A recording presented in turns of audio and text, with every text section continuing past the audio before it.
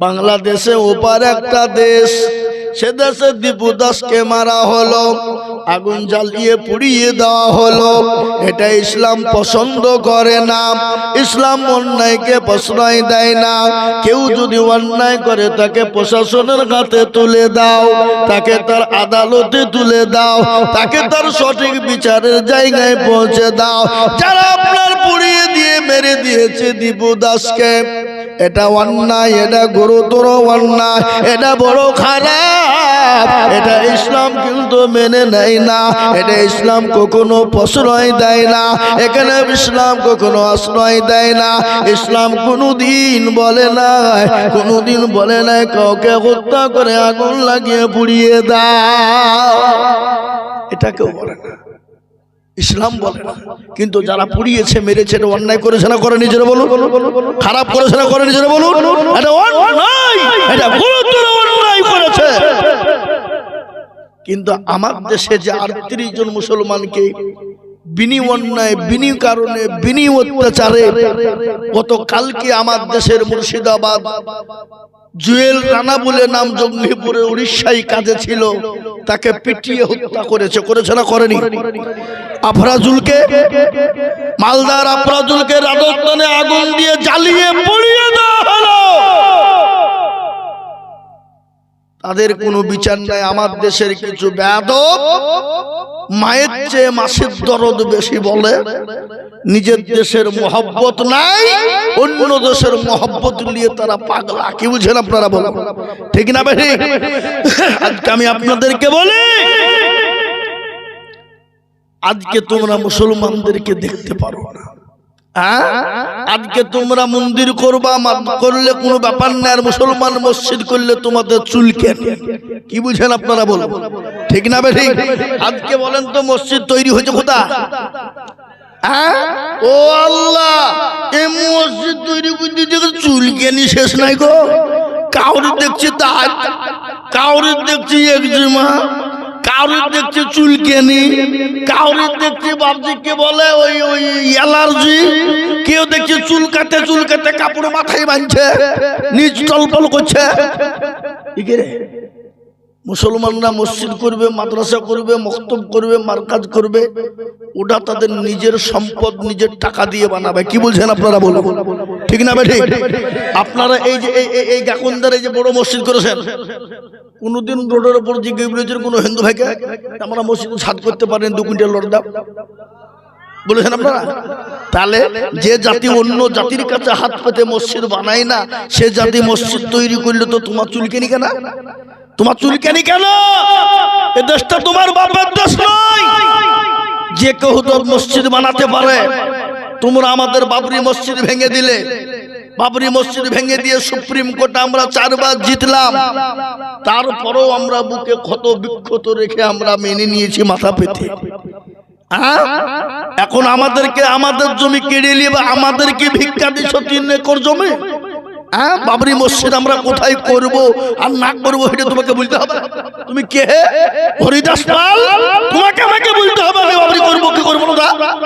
এ বাবুজি, আমি আপনাদেরকে এটা বলার উদ্দেশ্য হলো, আজকে মুসলমানরা নিজের টাকায়, মেহনতের টাকায়, ঘাম ঝরানো পয়সা দিয়ে মসজিদ করে, কিন্তু তোমরা মন্দির করেছো, যে মন্দির বানিয়েছো রাম মন্দির, কজন দেখতে যায়, কজন দর্শন করে, ওই টাকা দিয়ে যে মসজিদ করেছে ওটা তোমার টাকা? ওটা আমাদেরও টাকা আছে না নাই? জোরে বলুন, নাই? কেন্দ্রীয়। আচ্ছা বলুন তো, বাদশাহ শাহজাহান একটা কবর রেখে গেল, সে কবরটার নাম কি? জোরে বলুন। সে কবরটার নাম হলো তাজমহল, যেখানে কোটি কোটি কোটি টাকা ইনকাম হয়, ওটা কেন্দ্রীয় সরকার ভোগ করে। লালকেল্লায় কোটি কোটি টাকা ইনকাম হয়, ওটা কেন্দ্রীয় সরকার ভোগ করে। আপনার কি বলে কুতুব মিনার, ওখানে কোটি কোটি টাকা ইনকাম হয়, ওটা কেন্দ্রীয় সরকার ভোগ করে। পশ্চিম বাংলায় চলে আসল, মুর্শিদাবাদের মাটিতে নবাব সিরাজউদ্দৌলা একটা কবর করে গেল, যে কবরটা হলো হাজার দুয়ারি। আছে না নাই? আপনারা দেখেছেন না দেখেননি? হাজারদুয়ারি কেনে কোটি কোটি টাকা ইনকাম হয়, ওটা রাজ্য সরকার ভোগ করে। কলকাতা ভিক্টোরিয়া, কলকাতা আপনার সায়েন্স সিটি, ইডেন গার্ডের মাঠে যত ইনকাম হয় ওটা রাজ্য সরকার ভোগ করে। মুসলমান শুনে নাও, হাইকোর্ট যেখানে হাওড়া হাইকোর্ট রয়েছে, ওখানে যত কোটি কোটি টাকা ইনকাম হয় ওটা রাজ্য সরকার ভোগ করে। ওই টাকায় তুমি জগন্নাথ মন্দির করেছো, তুমি রাম মন্দির করেছো, ওটা মুসলমানদেরও টাকা আছে। আর নিজেরা মুসলমানরা রক্ত পানি পয়সা দিয়ে মসজিদ বানাবে, ঘাম ঝরানো পয়সা দেবে, এতে তোমাদের চুলকানি কেন হবে? এটার মানে হলো কি, মুসলমানকে মসজিদ করতে দেবা না, মুসলমানদের মসজিদ কেড়ে নিতে যাবা, মুসলমানদের মাদ্রাসা ভেঙে দিতে যাবা। কিন্তু শুনে নাও, আল্লাহ মানুষকে ছাড় দেয় কিন্তু ছেড়ে দেয় না। কাবা শরীফকে আবরাহা ধ্বংস করতে চেয়েছিল, কাবার মালিক যিনি, তিনি হেফাজত করেছিলেন, তিনি হলেন আমার আল্লাহ। আজকে যারা মসজিদ মাদ্রাসা কেড়ে নিতে চায়, মসজিদ মাদ্রাসা মারকান খানকা কেড়ে নিতে চায়, আমি তাদেরকে বলবো, শুনে নাও, আমাদের একজন স্রষ্টা আছে, আমাদের প্রতিপালক আছে, আমাদের রব আছে। আল্লাহ নিজেই বলে দিলেন, হাক্কান আলাইনা নাসরুল মুমিনিন। আল্লাহ বলে, বান্দা আমার হয়ে যাও, আমার দিকে চলে এসো, আমি আল্লাহ তোমার জান এবং মাল, আমি আল্লাহ সমস্ত জিনিসের দায়িত্ব নিলাম। বলেন যে আল্লাহ বাবরি মসজিদ, যে আল্লাহ কাবা শরীফকে হেফাজত করতে পারে, সে আল্লাহ এই দেশের মসজিদ হেফাজত করতে পারে না? পারে না। আল্লাহ মানুষকে ছাড় দেয় কিন্তু ছেড়ে দেয় না। আমি আপনাদেরকে বলে দিই বন্ধু, বলুন সে আল্লাহ আছে না নাই? সে আল্লাহ বৃদ্ধা হয়ে গেছে বুঝি? সে আল্লাহ বুড়ো হয়ে গেছে? সে আল্লাহর শক্তি কমে গেছে? না না না, যে আল্লাহ ছিল, আছে, আগামী তো থাকবে। তাই আমি আপনাদেরকে বলবো, মুসলমান আসুন দিনমুখী ইমানমুখী হয়ে যায়, আসুন মসজিদমুখী হয়ে যায়, আল্লাহওয়ালা দিনওয়ালা হয়ে যায়, কোরআনওয়ালা হয়ে যায়, নবীর প্রেমে হয়ে যায়। যদি আমরা হয়ে যেতে পারি, আল্লাহ আমাদেরকে সহযোগিতা করবে। কিন্তু আমাদের মুসলমানদের দোষ আছে, আছে না নাই? কি দোষ?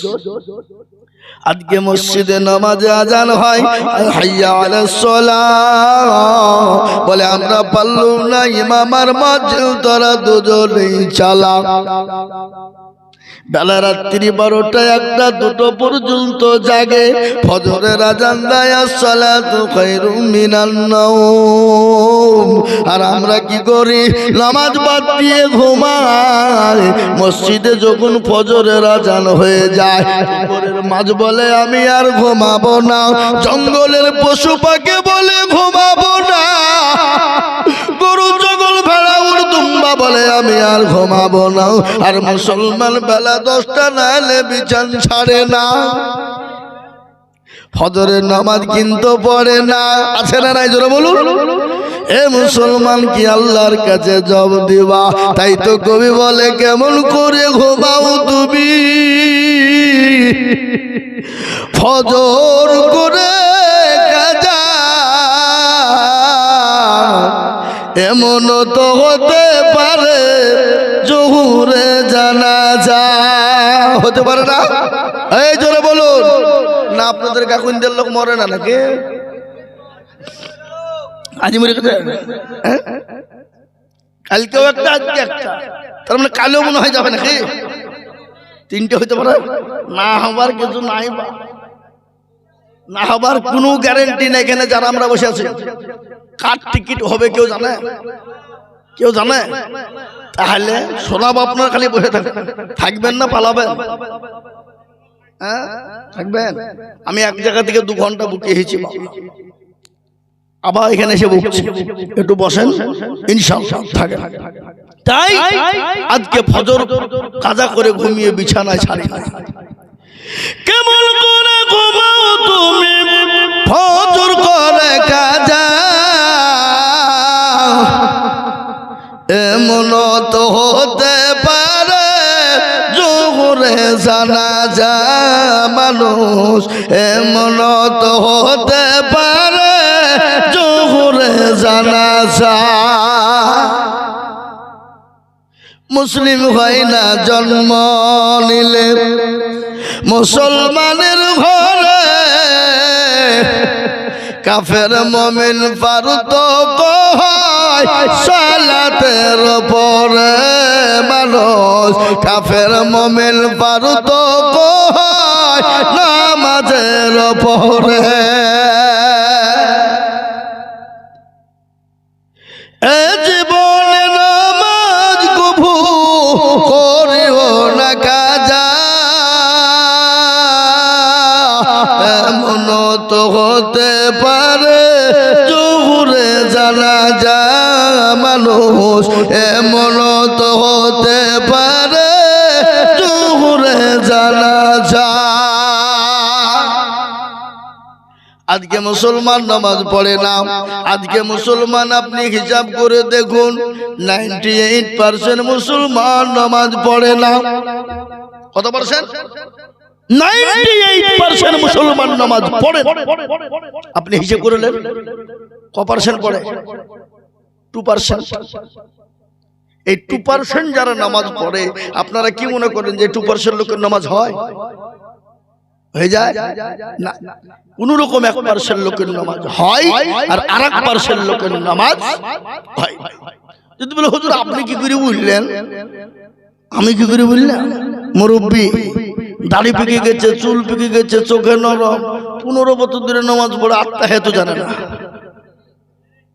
দুরূদ শরীফ জানে না, দোয়া মাসুরা জানে না, হ্যাঁ ইন্না তাইনা কুল দেখা যায় তার মধ্যেও 20টা ভুল। এই কথা কোন না, এরা জীবনেও কোনোদিন বসে না মৌলবীর কাছে, ইমামের কাছে বলে হুজুর আপনি তো আমাদের ইমামের নামাজটা ঠিক করে দেন, সূরাটা ঠিক করে দেন, জীবনেও না। মৌলবী সালাম ফিরতে দেরি আর অমনি মসজিদ থেকে বেরিয়ে চায়ের দোকানে যে বসতে দেরি। কি বলছেন আপনারা বলুন? আপনাদেরকে চায়ের দোকান নাই নাকি? মুর্শিদাবাদে চায়ের দোকান থাকবে না তাই মানা যায়? হ্যাঁ, আর যত রকমের ফতোয়া ফারাইজ যা লিবেন চায়ের দোকান পার্লামেন্টে পাবেন। কি বুঝেন আপনারা বলুন?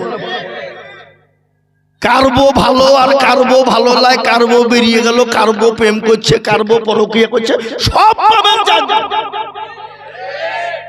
আপনাদের দিকে নাই নাকি? এদিকে কথা এরা জীবনেও কোনোদিন মৌলবীকে বলে না হুজুর একটু কেরাতটা ঠিক করে দেন, সোরাগালা ঠিক করে দেন, নমাজটা ঠিক করে দেন, বলবে না কেন? যদি বাই চান্স যদি মৌলবী ভুল ধরে ফেলে তাহলে মৌলবীর কাছে মাথা নত হয়ে যাবে, মাথা উঠবে না। আর আমাদের দেশের লোক ফতোয়াবাজি করতে কারোর কাছে পারে না, মৌলবীর কাছে যে ফতোয়া ঝাড়ে।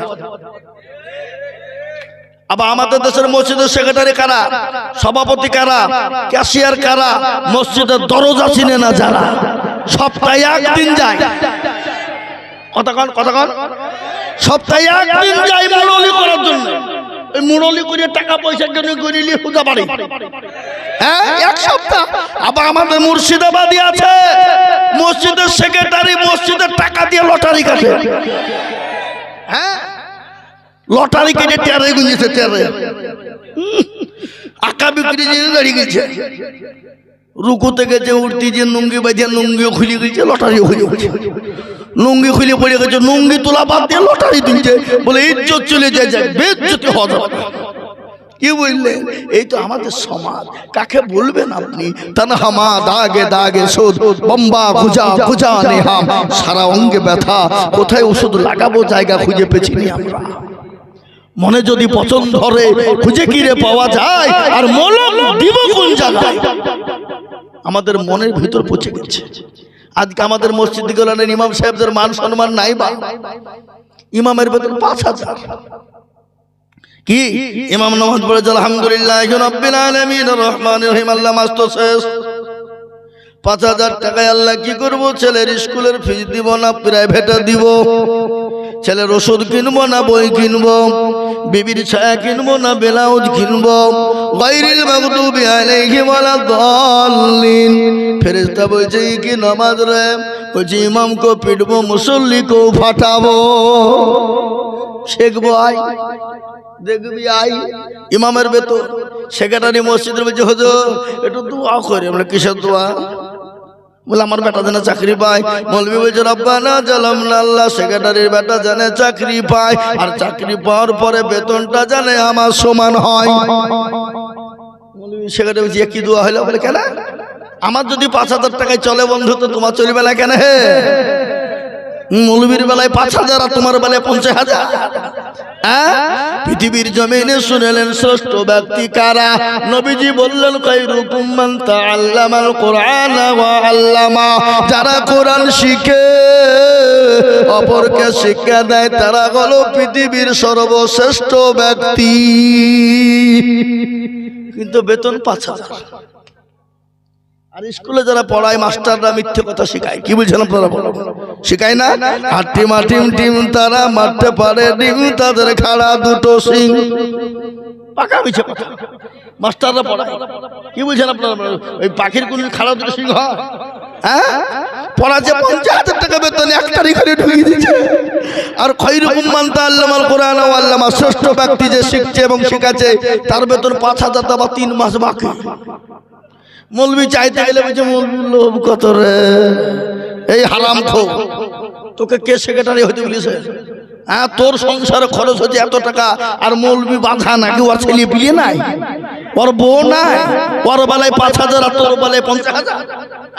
কি বুঝেন আপনারা? বলুন, আজ আমাদের সমাজটা কোথায়? আমি আপনাদেরকে নিষেধ করব না। ছেলেকে মাস্টার বানান, অবশ্যই বানাবেন। ছেলেকে ডাক্তার বানান, অবশ্যই বানাবেন। ছেলেকে MBBS করান, অবশ্যই করাবেন। BEd করান, অবশ্যই করাবেন, কোনো বাধা নেই। কিন্তু ছেলেকে আপনি কোরআনওয়ালা বানাবেন না। সর্বশ্রেষ্ঠ কিতাব যে কোরআন, যেখানে এখানে দুনিয়াতেও কবরও পরকালও যেখানে প্রয়োজন কোরআন। বলেন তো প্রত্যেকটা মুসলমানদের জন্য কোরআন শেখা ফরজ নাকি? ফরজ।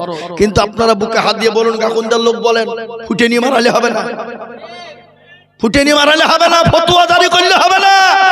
বুকে হাত দিয়ে বলুন, কোনদিন মৌলভীকে বলেছেন হুজুর আপনি আমার ছেলে মেয়েকে কোরআনওয়ালা শেখান, যত টাকা লাগে আমি দিব? বলেছেন একজন? বুকে হাত দিয়ে বলেন।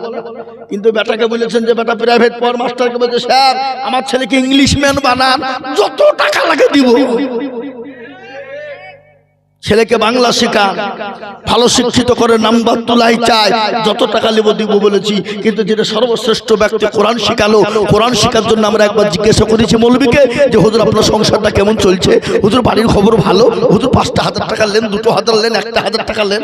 জীবনে বলেছি না। মানে কিছু লোক আছে মৌলভী দেখলে গা চুলকায়, জীবনে মৌলবীর পাতা খোলে না। কি আছে না জোরে বলুন? কিন্তু এটাও শুনেলেন আল্লাহর কোরআন খুললে পেয়ে যাবেন। এখানে মাওলানারা বসে আছে, জিজ্ঞাসা করবেন। আমি আপনাদেরকে গল্প বলি না।